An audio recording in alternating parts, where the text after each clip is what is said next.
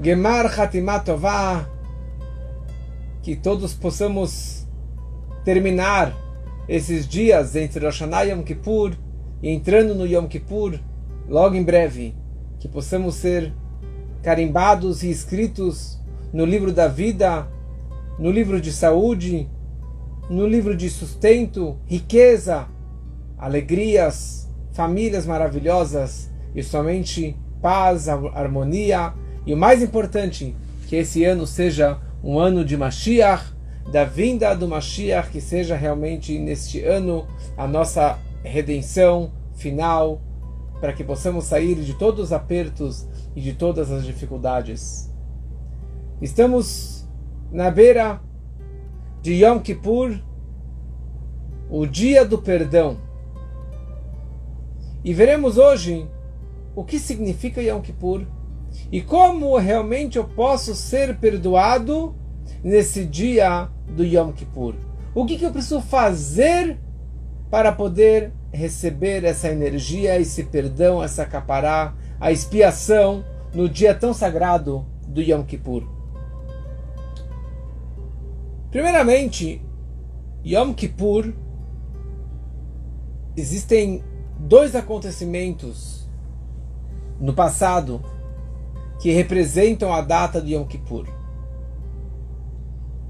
Yom Kippur é o dia que Moshe Rabbeinu desceu do Monte Sinai pela terceira vez. Nós sabemos que Moshe primeiro subiu para receber as primeiras tábuas, e ele, quando estava descendo, o povo já estava fazendo o bezerro de ouro, e dessa forma ele acabou quebrando as primeiras tábuas. Moshe subiu pela segunda vez para pedir perdão por mais 40 dias. Deus perdoou o povo. E daí ele subiu pela terceira vez em Rosh Chodesh Elul, no primeiro dia do mês de Elul. Ficou lá 40 dias e 40 noites. E ele desce 40 dias depois. Bem-vindo, Michel. Gemar Hatimat Tová. E para todos que estão entrando agora. E ele pede o perdão, e o perdão foi aceito. E 40 dias depois, calha exatamente no dia 10 de Tishrei, no dia do Yom Kippur. Esse é o dia que Moshe desce pela terceira vez com as duas tábuas na mão. E isso representou, na verdade, o perdão máximo do nosso povo. Então essa é a primeira história, o primeiro momento que marca essa data como o dia do perdão.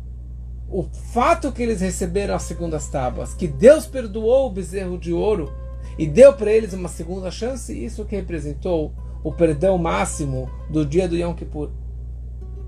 A Torá então descreve que no dia 10 de Tishrei é o dia do perdão, é o dia do jejum, e nesse dia, que Bayom Hazeh Yechaper Alechem, nesse dia vocês serão expiados, serão perdoados por todos os seus pecados, Lifnei Havaye, antes, perante Deus, perante o tetagrama, o nome máximo de Deus. E a partir do Monte Sinai foi construído o templo sagrado. Todo Yom Kippur era um dia de trabalho intenso, um dia no qual o Kohen Gadol, o sumo sacerdote, entrava no local mais sagrado do templo, que era o Kodesh HaKodashim, o Santo dos Santos, onde estava a arca sagrada com os querubins em cima, com as primeiras tábuas quebradas, as segundas tábuas dentro, com o rolo da Torá que Moshe escreveu. E ali ele entrava nesse dia ímpar, nesse dia único do ano, Achat Bashanah, que é chamado o Yom Kippur. Os sacerdotes, os Kohanim, eles tinham roupas especiais. O ano todo eles usavam uma roupa especial. Os Kohanim em geral usavam 4 roupas, e o Kohen Gadol ele usava 8 roupas. E quase todas as roupas do Kohen Gadol tinha ouro. Eram roupas de tecidos especiais, com fio de ouro. Uma das roupas era aquela placa que ficava na testa do sumo sacerdote, escrito Kodesh Lashem, sagrado para Deus.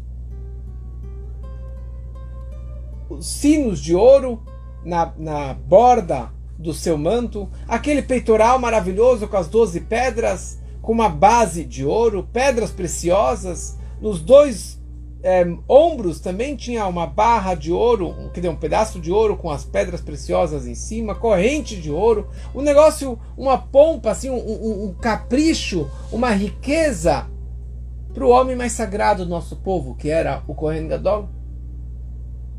Só que no momento que entrou o Yom Kippur,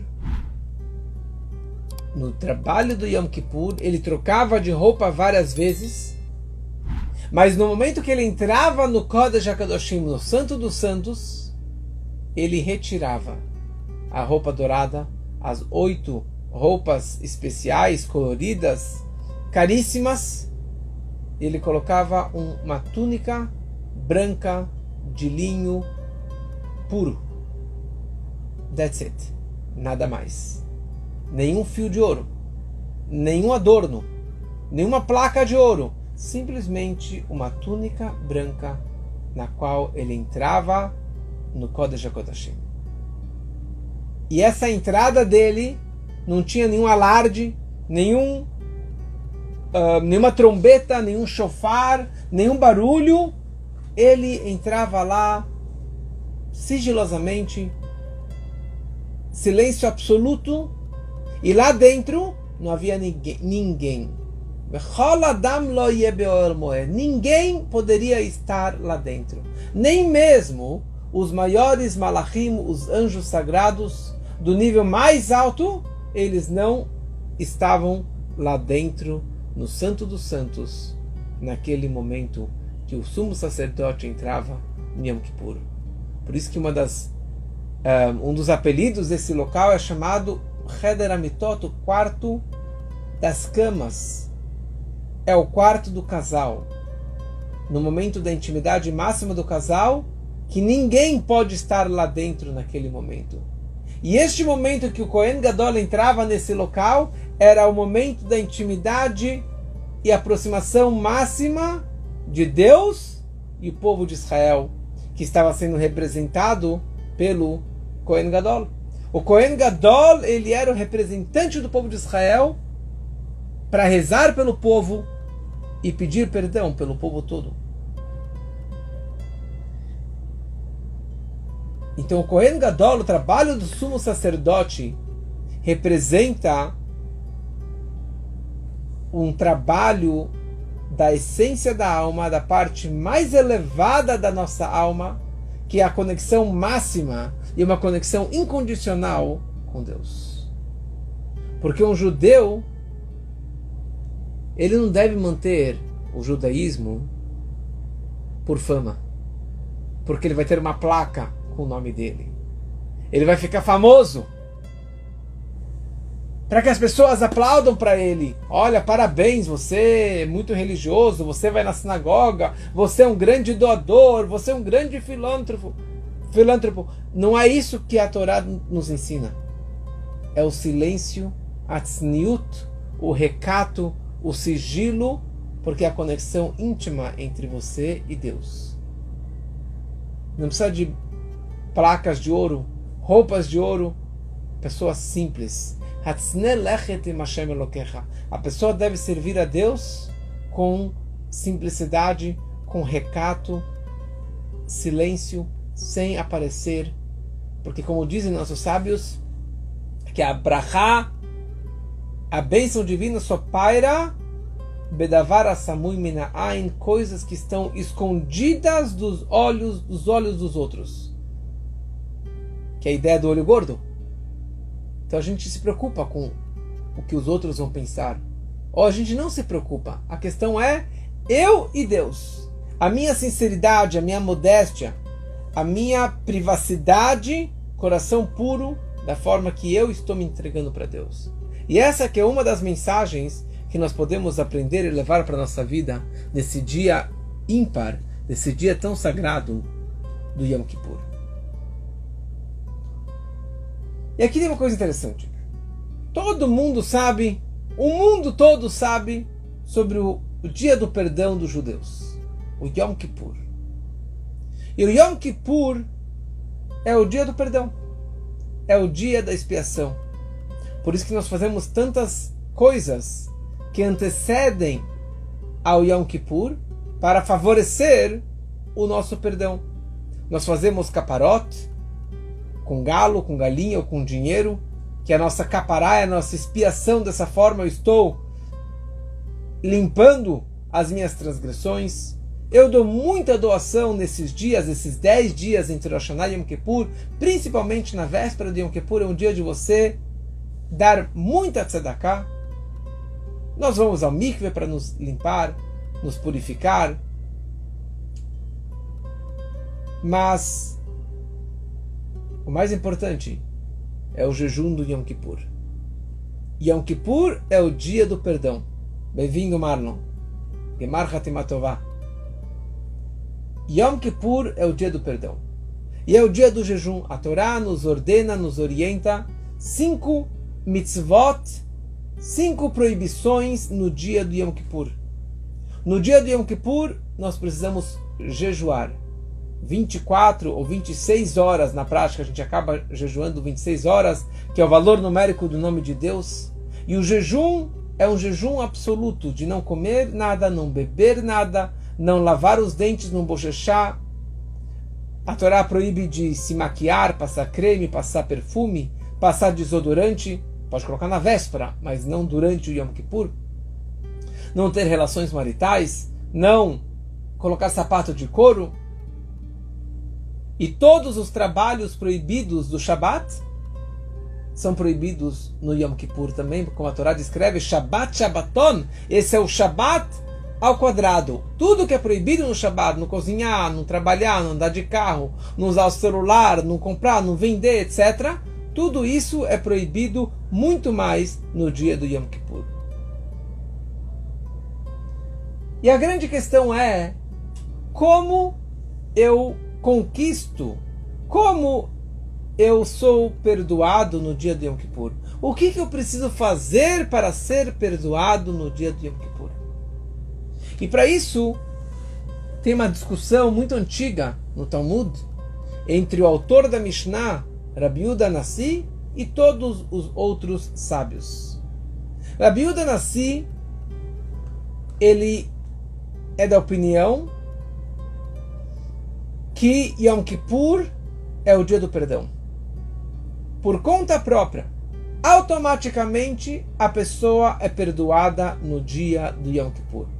Porque o Yom Kippur é um dia tão exaltado, um dia tão sagrado, tão puro, que ele por si só automaticamente gera o perdão e a expiação para todas as pessoas. Independente se eu fiz chuvá, se eu retornei para o bom caminho, se eu me arrependi dos meus maus atos, se eu bati no peito, se eu fiz as confissões, não fiz as confissões. Fala Rabi Yehuda, o próprio dia do Yom Kippur atrai esta energia para a pessoa. Os sábios, os outros sábios discordam com ele. E eles falam que realmente o Yom Kippur traz o perdão, mas somente para a pessoa que pediu perdão, que pediu desculpas, que fez chuvá, que retornou, que se arrependeu daquilo que ele faz de errado durante o ano todo. Essa pessoa recebe o seu perdão. Mas de qualquer forma, todos concordam que Yom Kippur é uma energia de perdão, é uma energia de expiação, que não existe nada igual durante o ano todo. A gente está agora no período de chuvá, de arrependimento, de aproximação de Deus, nesses últimos 40 dias. Como disse antes, a partir de Rosh Chodesh Elul, do primeiro dia de Elul, que lá no passado foi quando Moshe subiu pela terceira vez no Monte Sinai, todo o mês de Elul, aquela ideia que Deus está no campo, o rei está no campo, presente, e a gente pode se aproximar. Acabamos de passar Rosh Hashanah, quando que é a coroação de Deus, escutamos o toque do shofar, e são dias propícios para chuvá, para arrependimento, para o retorno para Deus. Você tem que se arrepender do passado e tomar boas decisões para o futuro. E esses dias todos são dias de uma tshuvá ila'á. Uma tshuvá, um retorno supremo, superior do nível máximo. Quando a gente chega agora nesse Shabat, que é chamado Shabat Tshuvá, ou Shabat Shuvá, o Shabat do retorno, ali é Tshuvá ila'á, a Tshuvá, o retorno superior do superior. Mas, quando a gente chega no Yom Kippur, aí sim, que é a Tshuvá máxima, é o perdão máximo, o arrependimento máximo, que nós atingimos no Yom Kippur. Então todo mundo concorda, os sábios e o Rabi Yehuda Nassi concordam que a energia do Yom Kippur é diferente. A única diferença a única discussão entre eles é como você aproveitar essa energia. Como você aproveitar esse dia máximo de atrair aqui para baixo. Um fala, os sábios dizem que você deve fazer o seu trabalho, que você deve fazer esse esforço, mas o Rabi Yehuda fala, você não tem que fazer nenhum esforço, você não tem que fazer nenhum trabalho para atingir essa energia do dia do Yom Kippur. A pessoa, durante o ano todo, ela transgrediu, ela pecou, ela se afastou, ela foi contra Deus, mas a pessoa consegue atingir o perdão no dia de Yom Kippur. Mesmo a pior pessoa, as maiores transgressões, Yom Kippur atrai esse perdão para nós. Por quê? Porque nesse dia a essência da alma judaica brilha de uma forma incrível. A essência da alma significa aquele nível que está unificado com Deus de uma forma incondicional. Está explicado no Tânia que nós temos 5 níveis na alma: Nefesh, Ruach, Neshama, Hayah, Yehidah. E Yehidah é o 5º nível da alma, mais elevado, que está além do nosso corpo, está além de se investir e de ter a ver com as nossas boas ou más atitudes. E esse 5º nível da alma brilha no Yom Kippur. Que, aliás, por isso que no Yom Kippur nós temos 5 rezas. Começamos com Kol Nidrei, Shacharit, Musaf, Mincha e o Neilá.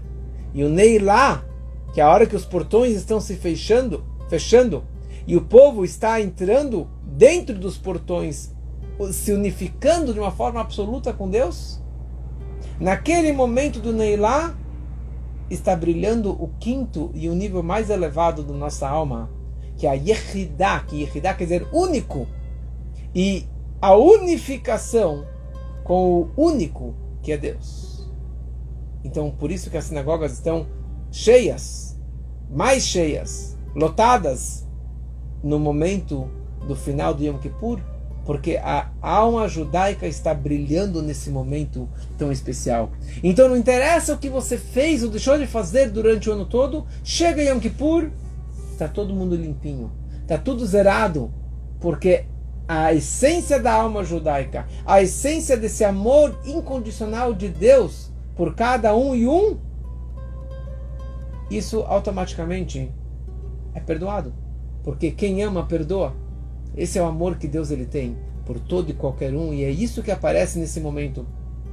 Então, quando a pessoa ela tem desafios, testes durante a sua vida, testes sobre o seu judaísmo, para expressar a Torá e amor a Deus e pela conexão com Hashem e com o judaísmo, temos dificuldades. Mas no momento que a pessoa ela consegue brilhar a sua alma, sentir a sua alma, sentir a essência da sua alma judaica, como a história do meu amigo francês que fez o Brit Milá semana passada, naquele momento com 58 anos ele fazendo o Brit Milá, ele estava chorando que nem uma criança, cantando uma música no meio da cirurgia, porque a alma judaica estava brilhando naquele momento tão sagrado da sua vida. E é isso que acontece no dia do Yom Kippur. Porque o Yom Kippur é o dia do perdão, a força dele, a energia dele é tão poderosa que tudo é perdoado.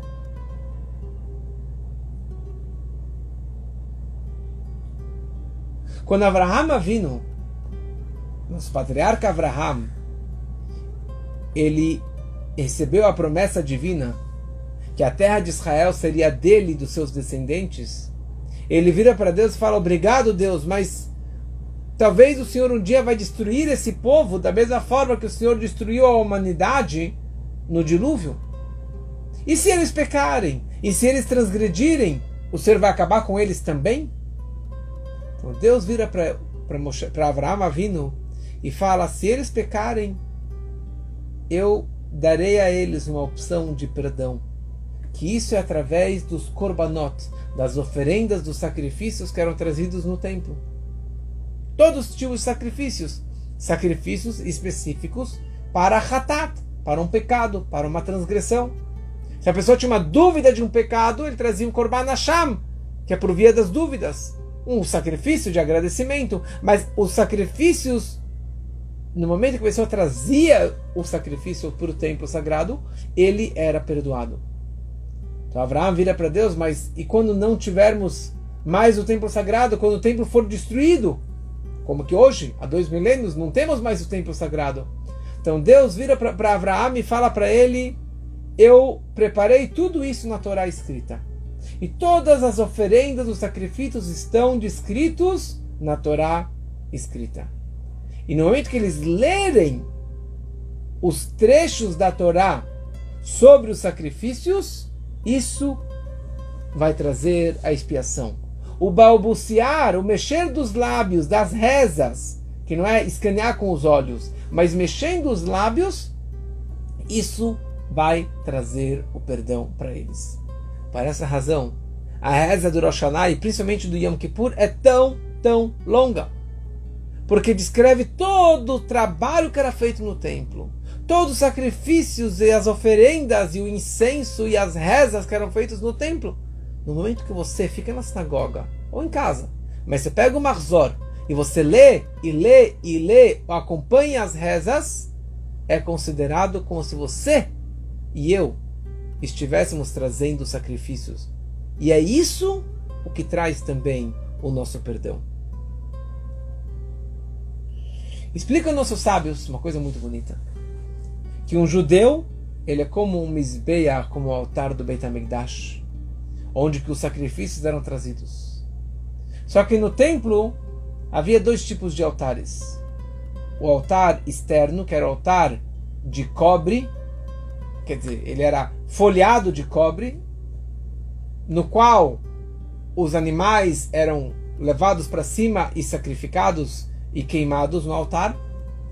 E o altar interno, que era um altar pequeno, folhado de ouro, e nele era trazido somente o incenso, o ketoret, aquelas especiarias, um trabalho específico que era feito naquele altar do incenso. Então cada judeu, ele tem um altar na sua alma. E o altar é a sua forma de se conectar para Deus, com Deus. É a forma dele pedir perdão. Só que existem 2 tipos de judeus. Tem o judeu rico, que tem um altar de ouro. E tem o judeu pobre, que é o altar de cobre. O altar de ouro representa um judeu rico, uma pessoa rica, que ele tem muitos testes na sua vida, muitos desafios na vida. E o desafio da riqueza é maior às vezes do que o desafio da pobreza. Ele não pode ser orgulhoso, ele não pode ficar se gabando com seu dinheiro. Ele é testado pela tzedakah, por quanta doação que ele vai dar, se ele realmente vai dar os 20%, se ele vai dar mais do que os 20%. E assim por diante. Ele tem muitas regras e muitos testes na sua vida. E você tem o outro, judeu pobre, que ele também tem dificuldades financeiras, e por isso ele pode acabar pecando. Eu pequei porque a carne kasher é cara, então não podia comer a carne kasher. Eu pequei porque eu precisava abrir a loja no Shabat, porque é o meu ganha-pão. Eu não ia na reza, na sinagoga, eu não estudava a Torá, porque eu precisava trabalhar 20 horas por dia. Então ele também tem os seus testes e os seus desafios. Mas independente da cobertura, se é de ouro ou se é de cobre, se você tem uma aparência de um rico ou de um pobre, não faz diferença. Você tem esse altar na sua alma, que representa o perdão para todas as transgressões. O altar representa a verdadeira essência da alma judaica, que nenhum pecado, nenhuma transgressão pode afetar, pode atrapalhar essa conexão dele com Deus. Então o judeu, que ele pecou, o ano inteiro ele pecou, mas ele continua sendo judeu, porque a essência da alma dele é intocável. Um judeu, independente do que ele fizer ou deixar de fazer, ele continua judeu. Porque a conexão da alma judaica com Deus está além do meu cumprimento ou descumprimento do judaísmo. É uma conexão da essência da alma judaica com a essência de Deus. E aqui tem uma história muito bonita. A história que tinha um judeu, alfaiate, muito pobre. E ele era um Hassid, um discípulo do Apter Rav, do rabino, do Rebbe de Apt. E certa vez ele teve um convite muito especial, que o Poretz, o conde local, convidou ele para ser o seu alfaiate particular.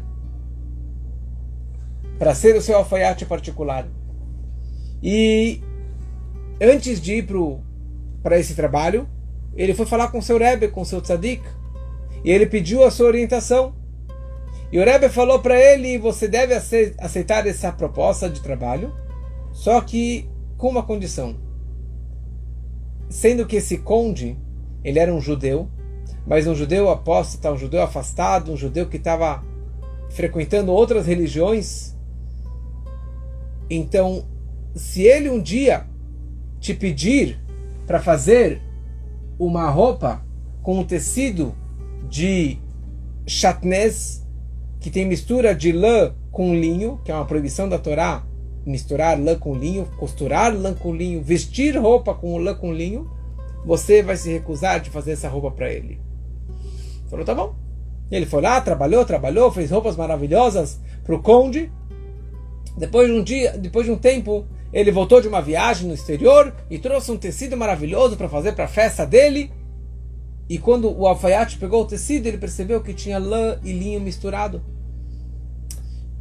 E o alfaiate vira para o conde e fala: desculpa, vossa excelência, vossa majestade. Falou: eu não posso fazer essa roupa para o senhor porque o senhor é judeu. Eu não sou judeu. Falou: sim, o senhor é judeu porque tua mãe é judia. E uma das proibições da Torá é de usar uma roupa que tem lã e linho misturado. Falou: que negócio é esse? O que você está falando besteira? Ele falou: olha, na verdade, desculpa, foi o meu mestre, o meu Rebbe, o Rebbe de Apt, que me orientou que eu não fizesse essa roupa para o senhor. E dessa forma, ele vira pro o conde vai em direção a esse Rebbe e chega lá e falou: que negócio é esse que você orientou o meu alfaiate para não costurar essa roupa? Eu não sou judeu. E o Rebbe vira para ele e fala: desculpa, mas a questão é a seguinte: o Talmud descreve que todo judeu, mesmo o maior pecador, ele nunca deixa de ser judeu. Claramente está se referindo para uma pessoa como você, que se diz não ser mais judeu, mas nunca deixou de ser judeu. Então, a Torá está falando, o Talmud está descrevendo que um judeu, ele permanece judeu para o resto da vida. E ele é perdoado